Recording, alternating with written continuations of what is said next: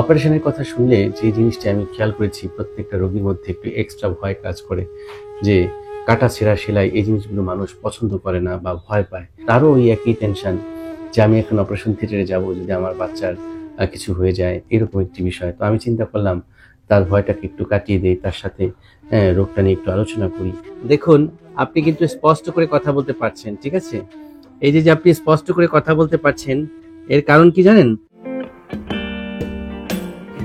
রোগ ব্যাধির কাছে মানুষ বড় অসহায়। আর এই অসহায় মুহূর্তে একজন চিকিৎসক সত্যিকারে সেবা দিয়ে পাশে থাকতে পারে।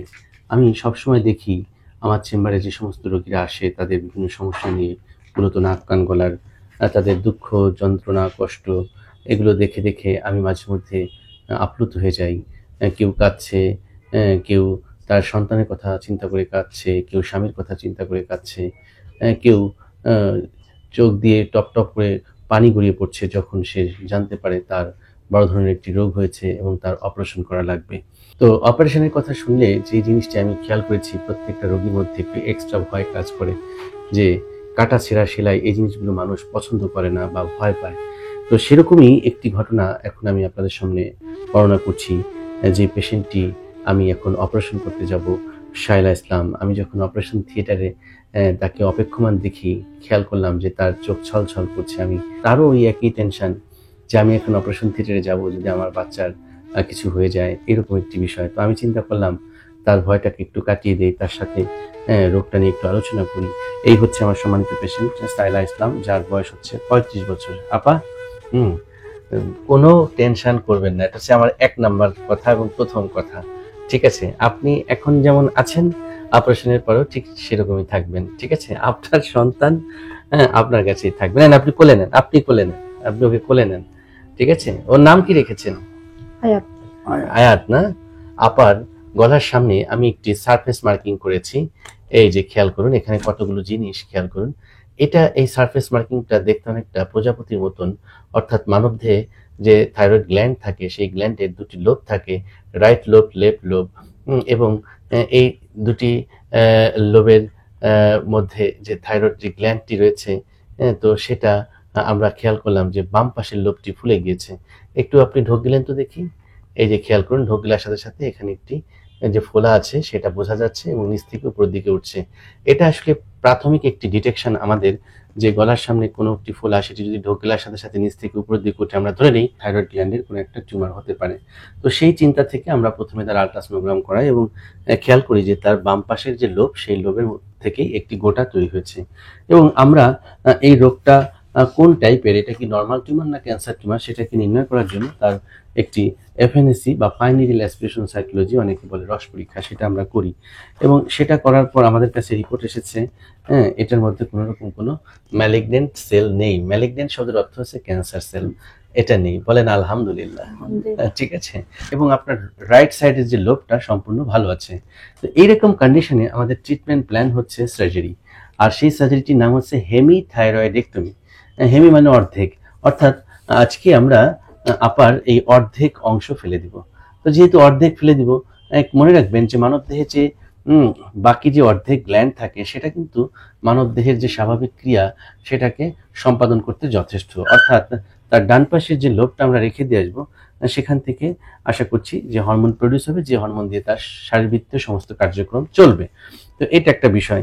দ্বিতীয় বিষয় হচ্ছে যে আমরা যে অপারেশনটি আমরা করতে যাচ্ছি, এখানে আমাদের একটি ঝুঁকির কয়েকটি দিক থাকে, যেই দিকগুলো নিয়ে আমি প্রত্যেকটা ভিডিওতে ব্যাখ্যা করি এবং আমার রোগীদেরকেও বলি। আপা কি মোটামুটি অবগত আছেন? যে ভিডিওতে আপনি দেখেছেন। তারপরও আপনি ভাইকে একটু বুঝাই বলছি কয়েকটা বিষয়। দেখুন, আমি এখানে একটা দাগ দিয়েছি, এটা রিকারেন্ট ল্যারিঞ্জিয়াল নার্ভের একটা সারফেস মার্কিং, এ পাশেও আছে, দুই পাশে দুটো নার্ভ থাকে। আবার এই যে গোল্লা গোল্লা দিয়েছি, এটা একটা প্যারাথাইরয়েড গ্ল্যান্ডের আমি একটি ইমাজিনারি একটা লাইন দিয়েছি। অর্থাৎ ডান দিকে দুটো আছে সুপিরিয়র ইনফেরিয়র, এই ছোট ছোট যে গ্ল্যান্ড থাইরয়েড গ্ল্যান্ডের নিচে থাকে, এগুলোকে বলা হয় প্যারাথাইরয়েড গ্ল্যান্ড। এটা কিন্তু খুবই গুরুত্বপূর্ণ, ছোট হলেও কাজ কিন্তু অনেক বেশি, কারণ এই প্যারাথাইরয়েড গ্ল্যান্ডের কাজ হচ্ছে প্যারাথাইরয়েড হরমোন তৈরি করা, যে হরমোনটা আবার আমাদের শরীরে ক্যালসিয়াম আছে সেই ক্যালসিয়ামটাকে রেগুলেট করছে। তো সেই ক্যালসিয়াম আবার আমাদের মানবদেহের জন্য অত্যন্ত অত্যাবশ্যকীয়। তো দেখুন প্রত্যেকটা জিনিসেরই কিন্তু আসলে দরকার রয়েছে। আর রিকারেন্ট ল্যারিঞ্জিয়াল নার্ভ তো ভেরি ভেরি ইম্পর্টেন্ট, কারণ আমরা যে কথা বলছি এই কথা বলাটা যে শব্দ, এই শব্দ নিয়ে নিয়ন্ত্রিত হচ্ছে ভোকাল কর্ড দিয়ে, আর সেই ভোকাল কর্ডের সাপ্লাই হচ্ছে রিকারেন্ট ল্যারিঞ্জিয়াল নার্ভ, যে নার্ভ দুটি আবার থাইরয়েড গ্ল্যান্ডের ঠিক নিচ দিয়ে যায়। এখন একটু চিন্তা করে দেখুন, আমি যদি গ্ল্যান্ডের টিউমার সরাতে যে নার্ভের কোনো ক্ষতি হয়ে যায় তাহলে কিন্তু তার ভয়েস বসে যাবে বা ভয়েসটা চেঞ্জ হয়ে যাবে। তো সেটা কিন্তু একজন সার্জনের জন্য মানে বলতে পারেন যে বড় চ্যালেঞ্জের একটি কাজ আজকে। তো এখানে আমি আরেকটা জিনিস এঁকেছি, খেয়াল করুন। এখানে ক্যারোটিড আর্টারির দুটি ব্রাঞ্চ, এক্সটার্নাল ক্যারোটিড আর্টারি এবং ইন্টারনাল ক্যারোটিড আর্টারি। এই এক্সটার্নাল ক্যারোটিড আর্টারি থেকে আলটিমেটলি একটি একটি ধমনী এসেছে, যে ধমনীটা পুরো গ্ল্যান্ডটাকে সাপ্লাই দিচ্ছে। এখন আমরা যখন এই টিউমারটাকে বের করি তখন এই ধমনীটাকে কিন্তু আমাদের প্রথমে বাঁধতে হয়, বাঁধার পর এই টিউমার থেকে ছাড়াতে হয়, গ্ল্যান্ডটাকে নিয়ে আসি। এই যে একটি ধমনী আমরা বাঁধবো, সেই বাঁধার ক্ষেত্রেও কিন্তু খুব সতর্কতা অবলম্বন করতে হবে যাতে কোনোভাবে সেটি লিগেচারটা স্লিপ না হয়, কারণ স্লিপ হলে ব্লিডিং হবে, আর ব্লিডিংটা যাতে অতিরিক্ত ক্ষরণ না হয় সেটার জন্য আমাদেরকে প্রয়োজনীয় ব্যবস্থা আগে থেকে গ্রহণ করে রাখতে হবে। এবং ক্রান্তিকালে যদি কোনো কারণে ব্লিডিং হয় এবং সেটা যাতে আমরা দ্রুত রিপ্লেস করতে পারি সেই জন্য কিন্তু আমরা আমাদের প্রত্যেকটা পেশেন্টকে বলি অপারেশনের আগে কমপক্ষে 2 ব্যাগ ব্লাডের সংগ্রহ রাখতে, অ্যাটলিস্ট ডোনার যাতে উপস্থিত থাকে। আপনারা কি রেখেছেন ডোনার? ডোনার 2 জন ছিলাম, হ্যাঁ, আর বোন 2টা। হ্যাঁ, মেয়েদের রক্ত নেওয়া যাবে। আচ্ছা আচ্ছা। তো যাই হোক, আমরা মানে হয়তোবা লাগবেই না, তারপরও আমরা হাতে নিয়ে কাজ করি। কারণ হচ্ছে কি যে এটাই হচ্ছে একটি থাইরয়েড সার্জারির প্রস্তুতি। মনে রাখবেন, প্রস্তুতিতে কোনো রকম কোনো ছাড় দেওয়া যাবে না। তো আমি সেই কাজটা করছি এবং আমার দৃঢ় বিশ্বাস বরাবরের মতন আজকেও আমরা সফল হব। ঠিক আছে আপা, শায়লা আপা, আপনি আর কোনো টেনশন করবেন না। আমি যা যা বললাম আমরা যদি সাকসেসফুলি শেষ করতে পারি মহান সৃষ্টিকর্তার কৃপায়, তাহলে নিশ্চয়ই শায়লা আপা হাসি মুখে তার সন্তানের মাঝে, তার স্বামীর মাঝে আবার ফিরে আসবে। ভাই, আপনি আমাকে দোয়া করে দিবেন আমরা যাতে সফল হতে পারি। আপনি ইনশাআল্লাহ দোয়া করবেন। অবশ্যই দোয়া করব। আসলে আমরা যে কাজটি আজকে করছি hemi thyroidectomy under general anaesthesia, অর্থাৎ এই জায়গাটিতে আমরা যে যখন অপারেশন করব আপনি কোনো কিছু কিন্তু টের পাবেন না, ঠিক আছে? ইভেন এক ফোঁটা ব্যথাও পাবেন না। অপারেশন শেষ হওয়ার পর প্রথম আমি আপনার সাথে কথা বলবো। অপারেশন থিয়েটারে আমরা ঢুকছি, মায়ের কোলে শিশু সন্তান, এটা আসলে সত্যি একটি মায়াবী দৃশ্য। তো আমি চাই এই মায়া, এই ভালোবাসা সবসময় থাকবে সন্তান এবং মায়ের মধ্যে। আমরা এখন অপারেশন থিয়েটারে যাচ্ছি, আপনার সবাই প্রাণ ভরে দোয়া করবেন শায়লা আপার জন্য আবার অপারেশন থিয়েটার থেকে বের হয়ে বাবুটাকে আদর করতে পারি। অপারেশন থিয়েটারে কি এর আগে কখনো এসেছেন? না, সিজারের সময় এসেছেন, ঠিক আছে। সিজারের সময় তো আপনার ধরুন নিচের অংশটুকু শুধু অবশ ছিল, ওই সময় হয়তো আপনি সবকিছু টের পেয়েছেন, বাট আজকে কিছুই টের পাবেন না, ঠিক আছে? তো আপনার কোনো ভয়ের কিছু নেই, আপনি শুয়ে পড়ুন। দেখবেন যে আপনার সাথে গল্প করতে করতে আমরা শুরু করছি, আবার অপারেশন শেষেও গল্প করব, ঠিক আছে? সো ভিউয়ার্স, এই হচ্ছে একটি থাইরয়েড সার্জারি নিয়ে কিছু কথা। আমি বিশ্বাস করি যে আপনারা যদি এই বিষয়গুলো জানেন, শুনেন, বুঝেন, তাহলে হয়তো আপনাদের ভেতর থেকেও ভয় কেটে যাবে। আপা, আসসালামু আলাইকুম। ওয়ালাইকুম আসসালাম। আপনাদের বাড়ি কোথায়? গাজীপুর। এই তো দেখুন, আপনি কিন্তু স্পষ্ট করে কথা বলতে পারছেন, ঠিক আছে? এই যে আপনি স্পষ্ট করে কথা বলতে পারছেন, এর কারণ কি জানেন?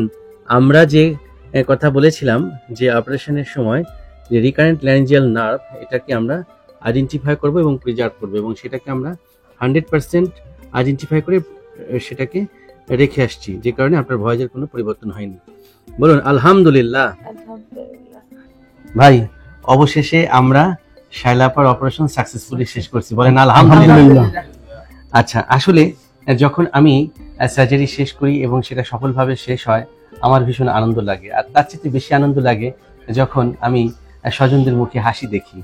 তো আসলে আমরা বাইরের থেকে যতটা ছোট মনে করেছিলাম, জিনিসটা কিন্তু অত ছোট না। এই যে খেয়াল করুন কি বিশাল সাইজের একটি থাইরয়েড গ্ল্যান্ডের টিউমার আমরা বের করে নিয়ে আসলাম। এটাই মূলত শায়লা আপার লেফট লোবে বাসা বেঁধেছিল, ঠিক আছে? এখন আমরা কি করব এই জিনিসটা নিয়ে, সেটা আমরা একটু বলতে চাই। তো আমি বলেছিলাম যে এটা হয় নর্মাল হবে নয়তো অ্যাবনর্মাল। অ্যাবনর্মাল মানে হচ্ছে ম্যালিগনেন্ট। এইটা কনফার্ম করার জন্য আমরা এখন এটাকে বায়োপসি করতে পাঠাবো। আমরা একটা বয়ামের মধ্যে ফরমালিন দিয়ে ডুবিয়ে এটা পরীক্ষাগারে পাঠাবো, এবং এই রিপোর্ট আসার পর আমরা প্রয়োজনীয় ব্যবস্থা গ্রহণ করব। আপনাদের জন্য সবচেয়ে বড় সুসংবাদ, অর্পা তোমার মায়ের জন্য আমি কথা বলেছি এবং সে বলেছে আমি ভালো আছি। অর্থাৎ আমি কেন কথা বলেছি, আমি মানে চেষ্টা করেছি যে তার ভয়েসটা শোনার। কারণ আমরা যে গুরুত্বপূর্ণ নার্ভটির কথা বলেছিলাম, রিকারেন্ট ল্যারিঞ্জাল নার্ভ, সেটাকে আমরা 100% আইডেন্টিফাই করেছি এবং সেটাকে জায়গা মতন রেখেও দিয়ে এসেছি, যার ফলে তার ভয়েসের কোনো পরিবর্তন হয়নি। এবং আরেকটা বিষয় ছিল যে প্যারাথাইরয়েড গ্ল্যান্ড, আমি সেই সময় বুঝালাম জি জি তার যেহেতু আমরা এক পাশের অপারেশন করেছি, অর্থাৎ লেফট সাইডের যে বাম পাশের যে লোবটা এবং বাম পাশের লোবে যে দুটি প্যারাথাইরয়েড গ্ল্যান্ড ছিল, সেই দুটোকে আমরা সংরক্ষণ করে দিয়ে এসেছি, মানে সংরক্ষণ করে জায়গা মতন রেখে দিয়ে এসেছি। আর এরপর হচ্ছে যে ব্লাডের যে একটা বিষয় থাকে, যে আমি বলেছিলাম যে অতিরিক্ত মাত্রায় রক্তক্ষরণ হলে প্রয়োজনে আমাদের ব্লাড দেওয়ার প্রয়োজন হতে পারে। তো আপনি জেনে খুশি হবেন যে আমরা বলা যেতে পারে একদম ব্লাডলেস ফিল, কোন রকম কোনো মানে অতিরিক্ত রক্তক্ষরণের কোনো সুযোগই আমরা দেইনি, যে যার ফলে আমাদের কিন্তু কোনো রকম রক্তের যোগানো প্রয়োজন হলো না।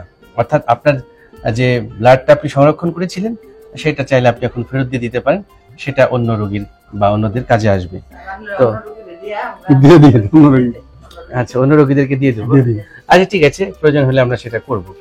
তো এই যে একটি সফল সার্জারি যখন আমরা করতে পারি, তখন আসলে ভালো লাগা কাজ করে। আপনার কেমন লাগছে? আমার খুব ভালো লাগছে। হ্যাঁ, ভালো লাগছে। এটা তো অনেক কষ্ট করতো, ও মাঝে মাঝে বলতো যে আমার শ্বাস বন্ধ হয়ে যায়, হ্যাঁ হ্যাঁ, এটা নিঃশ্বাস নিতে খুব কষ্ট হইতো। তখন আমরা কইছিলাম তাহলে এটা আমরা একটা ব্যবস্থা নিই। তো নেটের মাধ্যমে আপনারা আমরা খুঁজে পেয়েছি, নেটের মধ্যে। জি আরো 17 বছর আগে মানে অনেক চিকিৎসাই করছে, কিন্তু ভয় পাইছে ও যে অপারেশন এই করে না। পরে আপনার দেখা ওর মনে বলে অনেক ই লাগছে যে আমি এই স্যারের কাছেই করব, পরে যাইছে। আচ্ছা পরে এমনি ভিতরে খারাপ লাগছে যে আমার 3টা বাচ্চা কি হইব না হইব, খারাপ লাগছিল। পরে আমি বুঝলাম তুমি চিন্তা করি না, আমি দোয়া করি আমার সুস্থ ভাবে আল্লাহ ফিরে আনবো। টেনশন করছে, খুব অনেক টেনশন করছে। আচ্ছা আচ্ছা, আসলে টেনশন হওয়ারই কথা, যার ঘরে 3টি মাসুম বাচ্চা, হ্যাঁ, অর্পার ছোট বোন, তারপর অর্পার ছোট ভাই, এই 3টি সন্তানের কথা যখন তার মনে পড়েছে, নিশ্চয়ই তার খারাপ লেগেছে যে যদি আমার কিছু হয়ে যায়। তো আমি কিন্তু তাকে বারবার আশ্বস্ত করেছি আপনার কিছুই হবে না, এবং দিন শেষে কিছুই কিন্তু হয়নি। ইনশাআল্লাহ সে ভালো আছে, রোগ ব্যাধি ছিল, আছে, থাকবে, তার কিন্তু চিকিৎসাও আছে। এখন আধুনিক চিকিৎসা চলে এসেছে, আমরা উন্নত মানের যন্ত্রপাতি ব্যবহার করছি, যার ফলে রিস্ক কিন্তু অনেকটাই কমিয়ে আনতে পেরেছি আমরা, এবং আমরা অনেকটা মানে কমপ্লিকেশন ফ্রি সার্জারিটাকে সম্পূর্ণ করলাম। তো আজকে আমাদের নির্দেশনা হচ্ছে তাকে 4 ঘন্টা পর তরল খাবার দিব। প্রথমে সিপস অফ ওয়াটার, এরপর একটু জুস খাবে, এরপর জাউ ভাত খাবে, সকাল থেকে মোটামুটি স্বাভাবিক খাবার খাবে, এবং আমরা পরশুদিন তাকে ডিসচার্জ করে দিব। ঠিক আছে, সবকিছু ঠিকঠাক থাকলে। সো ভিউয়ার্স, এই হচ্ছে একটি থাইরয়েড সার্জারি কিছু কথা। আমি বিশ্বাস করি আপনারা যদি এই বিষয়ে জানেন, বুঝেন, তাহলে আপনাদের সমস্ত ভয় কেটে যাবে এবং আপনিও একটি সুস্থ সুন্দর স্বাভাবিক জীবনে ফিরে আসতে পারবেন। Thank you very much for watching this video.